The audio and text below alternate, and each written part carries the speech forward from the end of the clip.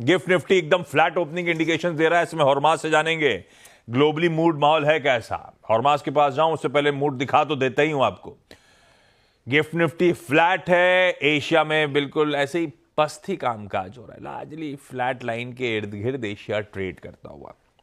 और यूएस में कल अपन कह रहे थे आधे % से 2/3% का दबाव था, मतलब परसों के सेशन में तो कल सुबह मेंशन कर रहे थे, और कल भी ऐसे ही ठंडा रहा। 1/4 1/3% दबाव के साथ ही तीनों बेंचमार्क्स कामकाज करते हुए नजर आए। आज सुबह के फ्यूचर्स एकदम फ्लैट। तो मामला ऐसा इक्विटीज का तो ऐसे कंसोलिडेशन टाइप से अपना नहीं, दुनिया कैसी दिख रहा है। तो हॉर्माज से जान लिया जाए मूड है कैसा। हॉर्माज गुड मॉर्निंग, कैसा मूड, कैसे क्यूज? गुड मॉर्निंग आशीष। और आप जैसे कह रहे थे कि शाम की नज़रें सबकी अमेरिका में होंगी, लेकिन अब इस वक्त जो नज़रें हैं वो चीन पर है, जो कि अनाउंसमेंट्स जो सारे उन्होंने करे थे। अब जो है उनकी 2 दिनों की जो सेंट्रल इकोनॉमिक वर्क कॉन्फ्रेंस जो है वो आज से शुरू हुई है। अभी क्या हो रहा था? आज और कल चलेगी। वो पोलिट ब्यूरो की बैठक थी।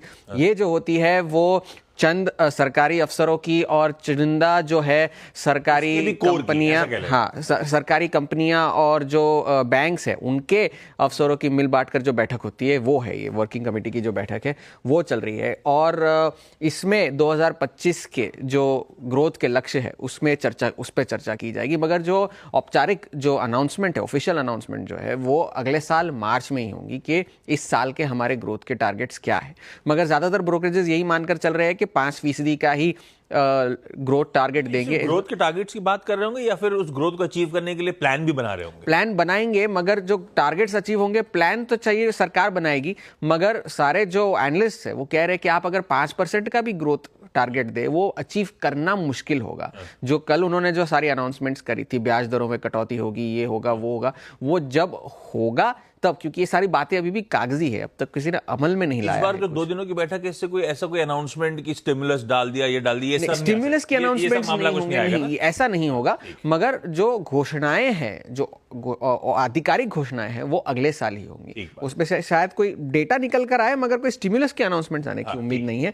और यूबीएस और सिटी ने भी यही कहा है कि 5% का आप टारगेट दे दे भले, लेकिन अचीव करना शायद मुश्किल होगा।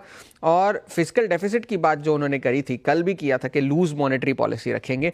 तो फिस्कल डेफिसिट अगर जीडीपी की 4% के लक्ष्य तक अगर पहुंच गए तो वो 1994 के बाद की सबसे ज्यादा फिस्कल डेफिसिट होगी चीन में, ये उनका कहना है। और खबरें ये भी निकल कर आई है कि शी जिनपिंग ने इस हफ्ते वर्ल्ड बैंक के काफी सारे अफसरों से मुलाकात की और उन्होंने भी आश्वस्त किया उन लोगों को कि हम जो है इस वक्त इस साल के जो हमारे जो लक्ष्य है वो हम हासिल करके रहेंगे, ये और कंजम्पशन बढ़ाने में हम पूरी कोशिश करेंगे। ये चीन में हो रहा है।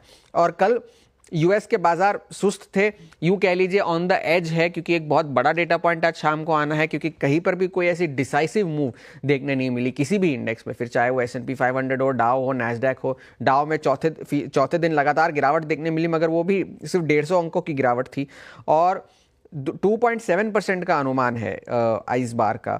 और कोर इन्फ्लेशन जो है वो इस बार 3.3% जो है वो पिछले महीने के जैसा ही अनचेंज्ड का अनुमान लगाया जा रहा है। बोफा का ये कहना है कि अगर महंगाई की दर ये 2.7% से कम आई तो रेट कट तो पक्का हो ही जाएगा, मगर जो दिसंबर के सेकेंड हाफ में जो रैली होगी वो रैली की शुरुआत हो जाएगी, क्योंकि इस वक्त जो थोड़े से सुस्त हो गए हैं बाजार, उसमें रैली की शुरुआत फिर से होगी। मगर 2.7 से अगर ज़्यादा आया तो वॉलेटिलिटी बाजार में बढ़ने के आसार ज़्यादा है, ये एक बात है।